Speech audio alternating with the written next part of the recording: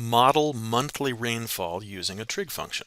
So here's our situation. We've got capital T, which stands for the average monthly rainfall in inches for some particular area at time X months since December 2000. And you can see the data here. So these X numbers stand for months since December, so X equals 1 would be January, X equals 2 February, X equals 3 March, and so forth. And then the capital T numbers, those are numbers measured in inches, inches of rain, 6 inches of rain, 9 inches of rain, etc. Looks like this particular area has their heaviest rain in July and August. The first thing we're asked to do is to plot the data in the calculator. Each column here just represents an ordered pair, and we want to take a look at those points. So let's go to the calculator. In order to plot points in the calculator, you have to go to the Stat area and then choose Edit, the very first choice. And you should see here L1 and L2 in your first two columns. If you're not seeing that, you may have to reset the calculator by visiting the memory area here and choosing choice 7, Reset. So back to Stat and Edit. L1 is basically my X values and L2 my Y values. So I'll put in the months here in the L1 column, just one at a time using the arrow button to move from line to line. And now that I've entered in all those, I'll arrow over to the second column and I'll put in all those temperature numbers. So 6 and 9, etc. Okay, and now that I've got all my data in, I need to go to the Y equals area and I need to turn on the first plot. Now it's very important that when we finish this problem, you turn off that plot or else it will mess up everything else you want to do. So I've turned on that plot, and then I also want to make sure that the plot is set up correctly. So I need to choose Stat Plot up here in blue, second, and then that button. Note that plot 1 is on now. I'm going to select that one. I do want it to say on. I need to make sure that this first option, scattergram, is chosen. My lists should say L1 and L2. The little squares are fine, and so I think I'm good to go.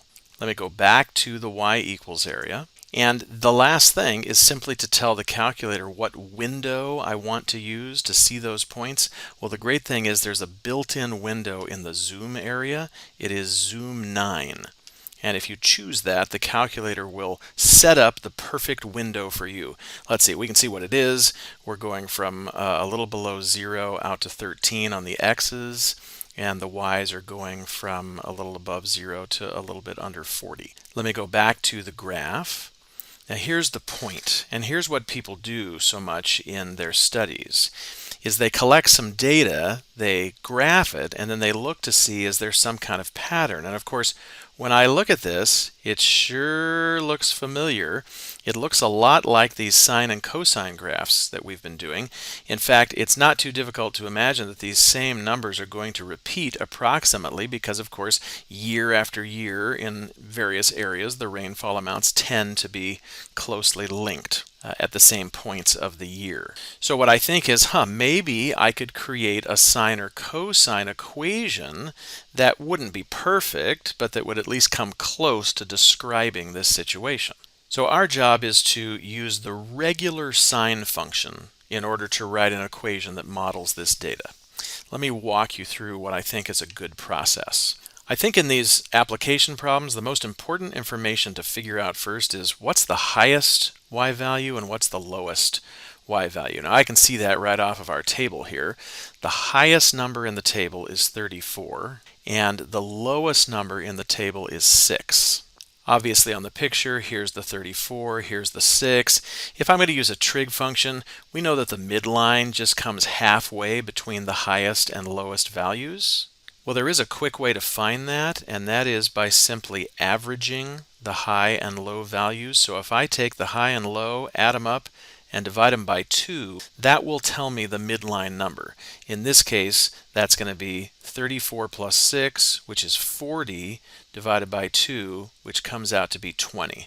The midline I should be using is the horizontal line y equals 20, which of course tells me when I go to write my equation that my d value is going to end up being 20. How about the amplitude? Well, the amplitude is just the distance from the midline to either the high or the low. So I think it's pretty easy to see that the amplitude is equal to 14. The distance from 20 to 34 is 14. There is a slick formula you can use here as well. If you subtract the high minus the low, if you find the total distance between the high and the low, so 34 minus 6 would be 28, and then you cut that in half, of course, that would be the amplitude. The amplitude is the distance from halfway up. So if you find the whole distance and then split it in half, you'll have the amplitude. Again, that's 34 minus the 6 all over 2. Well, that tells me my A is either going to be positive 14 or negative 14. We are being asked to use regular sign, so of course that will be positive 14 for my A. Okay, let's see. How about the period? Well, since this is a problem that's based on the months of a year, the assumption here is that the period would be 12, that after 12 months, the whole situation would repeat, that every December, every January, every February, you're essentially going to hit the same thing. Even looking at our picture, you can see it looks like we've hit the year mark and everything's about to start over again, so that's a reasonable assumption to make here. Of course, if the period is 12, then I can use my little formula to figure out the B. B is 2 pi divided by the period, which reduces to pi over 6. So my B value is pi over 6. Now, what about a phase shift? Do I even need to use a phase shift? Well, let's go back to the picture. I don't think there's any way around a phase shift in this problem. Now, I know you're thinking if we had been given the choice, we would have talked about the ghost, the reflected cosine. But you see, even there, this first point, this lowest point, doesn't start at the y-axis. So even with that, I'd have to use a phase shift. Now, I'm trying to find the regular sine function. The regular sine function starts with a hill and then a valley. So I'm thinking it should start somewhere right around here. If I go back to the data, here's the way you can think of it. The regular sine function starts at the middle, at the midline, and then goes from there. So where is my midline represented in this data? The midline is at y equals 20, a temperature of 20. Well, here's one. And then I know this data isn't perfect, but here's the next closest one right here at 18 in month 4. Let's see if I can find that. That's my 4th dot on the graph. So that's right here. If I start my sine function approximately there, it'll be a little higher because it'll be at 20. That looks like where the first hill begins. So I'm going to have a regular sine function shifted over 4 spaces to the right.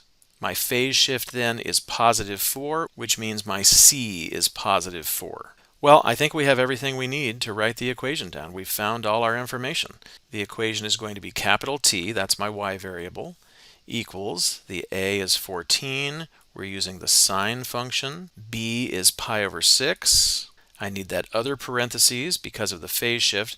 I do have x as my input variable, x minus the 4, that built-in minus, and then plus 20 at the end. Now, we're not trying to say that this is a perfect equation. We're just saying we think it'll do an okay job at describing this information. What we can do next is we can add this equation to the calculator and see just how good of a job we did. Okay, so I'll go to the y equals. I will leave the plot on because I want to see how well my graph matches those dots. Let me type in the equation that we found. Okay, I've got the equation. I think I've got all my parentheses in the right place. We'll hit graph then. The dots are still there, and here comes the graph of the equation we found. And you can see, of course, it's not perfect, but it does a pretty good job of describing the temperature information. And so we say this function models this particular situation. Thanks for watching.